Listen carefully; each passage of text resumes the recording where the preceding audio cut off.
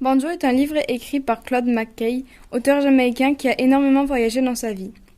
Il est arrivé à Marseille et raconte une histoire pas commune, qui est celle de Banjo et de ses amis. Aujourd'hui, c'est un auteur décédé qui nous laisse un roman dans un Marseille de 1929, à la fois brutal, pauvre et violent, mais aussi joyeux et musical. Il est porté sur un sujet très important, soit une philosophie internationale de la race noire à cette époque, mais aussi également à la nôtre, puisque c'est une histoire encore très actuelle. C'est une vision inédite de Marseille qui s'offre à nous.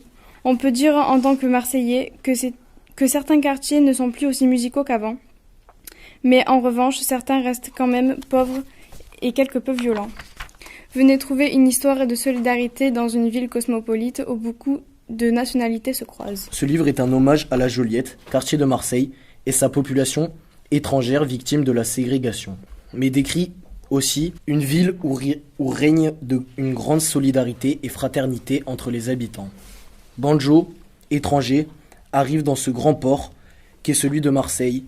Il aime cette ville et son ambiance festival. Malgré le racisme dont il a été spectateur et victime, il a l'envie de monter son groupe et décide de s'unir d'autres étrangers comme lui. Particulièrement Ray, qui incarne en fait la vision de l'auteur avant que cela ne soit.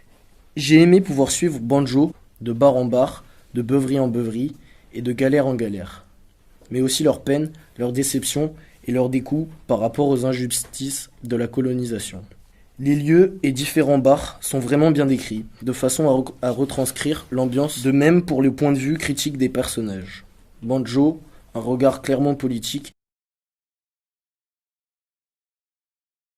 Une histoire qui aurait pu être la nôtre, sous le règne de Beaune et le roman d'une vie, celle d'un ado de 14 ans dans les années 90. Piercing au nez et mohawk pour coiffure, Beaune est l'incarnation même de l'adolescence. Le jeune homme qui s'interroge sur la vie, fugue à la recherche de son père et rencontre son mentor qui le canalisera et l'aidera dans sa quête.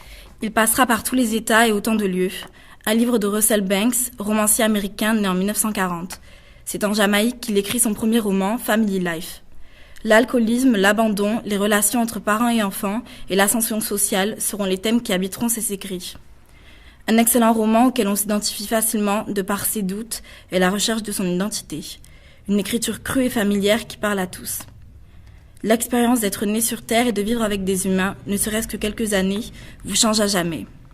Un roman qui nous fait revivre nos expériences passées. Une véritable machine à remonter le temps. Le rebelle en Jamaïque. Chappie, ou Beaune, jeune voyou américain qui ne cesse de voler et mentir. Une crête, un piercing au nez, un tatouage sont les accessoires du jeune adolescent en quête d'argent pour sa consommation de marijuana. Bien sûr, Chappie va se retrouver face aux nombreux problèmes, le contraignant en Jamaïque. Comment va-t-il s'en sortir? Sous le règne de Beaune est le 8e roman de l'américain Russell Banks. L'auteur était dès sa naissance confronté aux problèmes financiers, lui qui est né dans une petite ville américaine où régnait non Beaune mais chômage et pauvreté. Ce livre, mis à part son côté chronophage et contraignant dans un sac, peut rapidement vous enivrer dans un monde semé d'embûches pour un adolescent aussi simple que nous. Confronté à la drogue et ses réactions nous intriguent et nous embarquent dans une longue aventure. Beaune nous embarque en Jamaïque. On entre dans ce roman avec Chappie 14 ans, au début du roman, 15 ans à la fin, et le narrateur. Il changera de nom lorsqu'il se fera tatouer des os en croix sur le bras et deviendra Beaune. Beaune se veut un délinquant, pas un criminel. Il laisse l'école, quitte sa mère, non sans déchirement, et son beau-père qu'il est et qui est d'ailleurs un odieux personnage alcoolique. Le roman compte 2 parties. La première narre les difficultés de sa famille dans l'Amérique d'aujourd'hui. La seconde se passe en Jamaïque. Russell Banks nous transporte une fois encore dans un monde avec son regard acéré sur les réalités sociales des États-Unis avec une certaine modestie et un amour sincère pour ses personnages.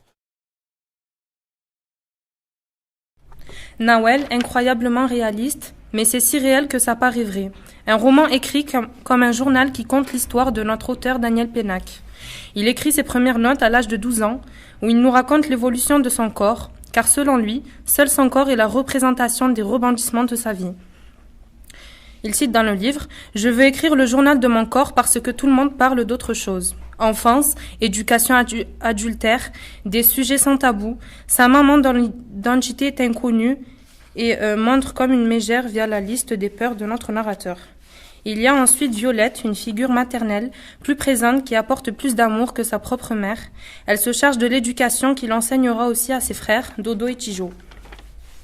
Marié à Mona depuis ses 27 ans, il n'hésite pas à la tromper plusieurs fois. Tout au long de ce journal, il dévoile toutes ses maladies, ses ressentis, cela paraissait tellement réel, qui fait de sa vie une propre fiction due à sa mort, dans le roman sachant qu'il est toujours en vie. Un roman très ouvert